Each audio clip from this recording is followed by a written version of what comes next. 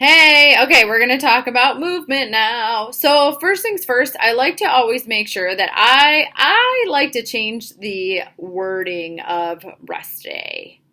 Because for whatever reason, we tend to look at a rest day like it's lazy because it's a rest. But so I like to call them recovery days because we have to recover.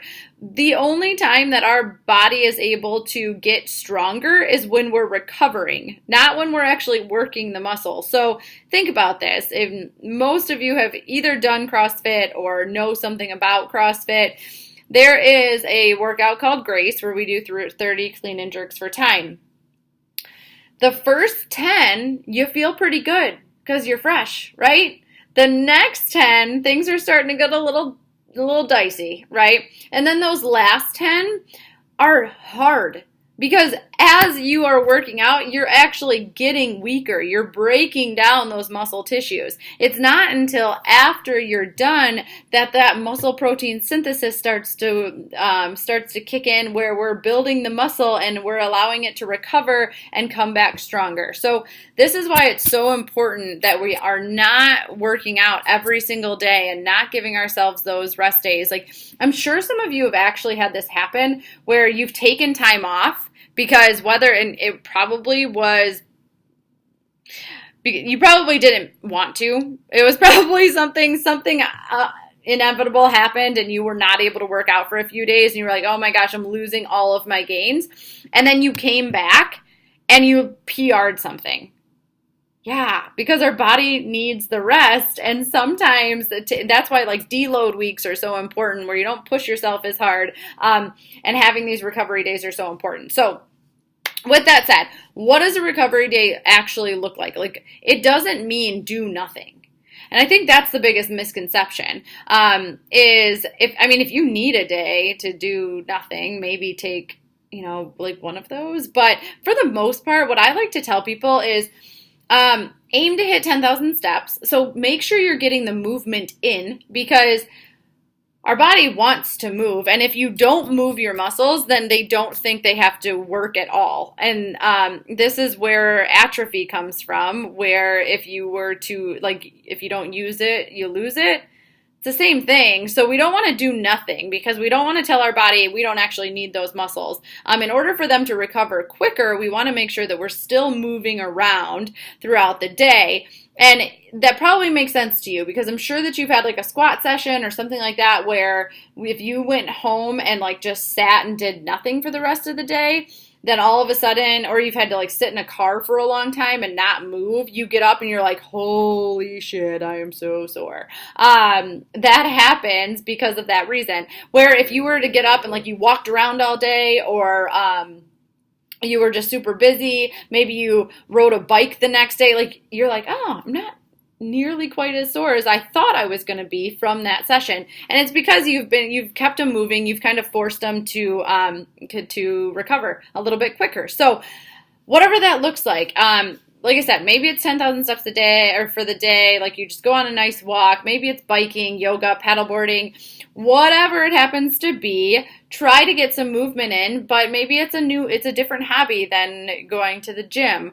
If you are one of those people who loves to go to the gym, then go, but maybe it's a mobility day or it's a skill day or, it's like one of those two things, but you have to go in knowing your intention and you have to be very disciplined to not get sucked in to doing more.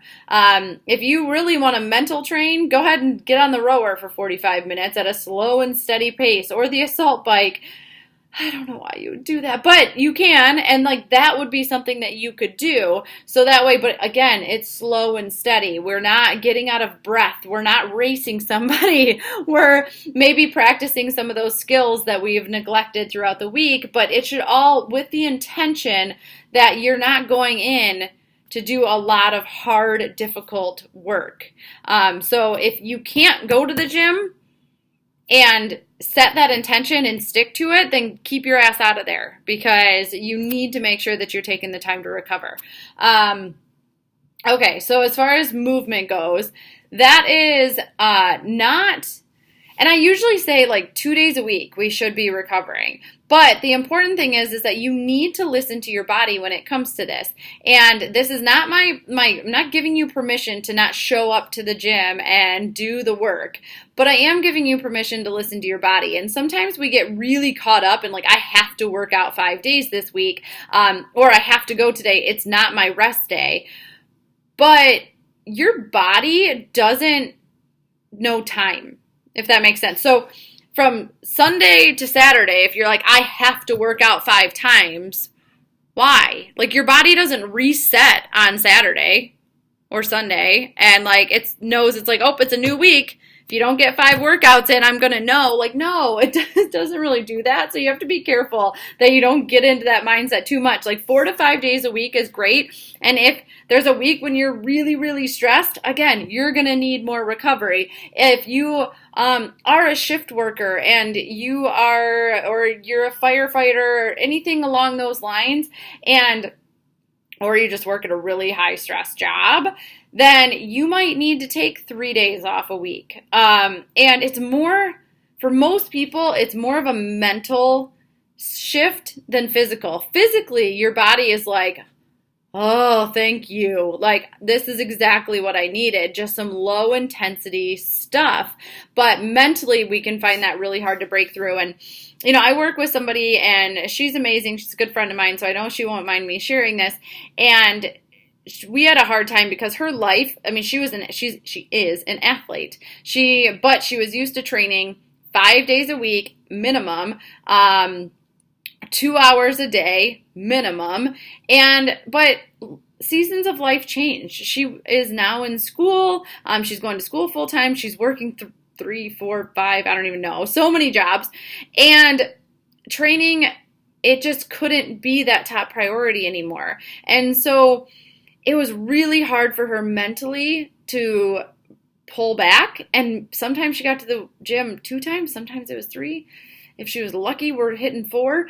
And, after a couple of weeks, she realized that when she went in and she went in with the intention of getting stuff done. She would stay for as long as she could, but it wasn't going to be 2 hours, that's for sure. And she actually felt really good, and her lifts were staying pretty darn consistent to what they were before, as well as she just came in and freaking rocked the Barbell Classic and won it a few months ago, and that was like with this new type of training schedule. So again, you're not going to lose all of your gains by not getting to the gym 5 days a week every single week. Like, some weeks you're going to need to lighten up a little bit. So that's really important to just keep in mind. And like I said, usually it's more mental than physical at that point. And so finding hobbies outside of the gym that are a little bit lower impact is fine. Maybe you're just dancing around your kitchen. I don't know, like, do your thing. And then lastly, there was one other thing that I wanted to say about that. Bear with me. Yeah, I don't remember, so that's fine. But as far as your movement goes, that's really what you should be aiming for. So that sounds great, and I hope if you guys, again, if you have any questions, shoot them below. Happy to answer them, and I will talk to you soon.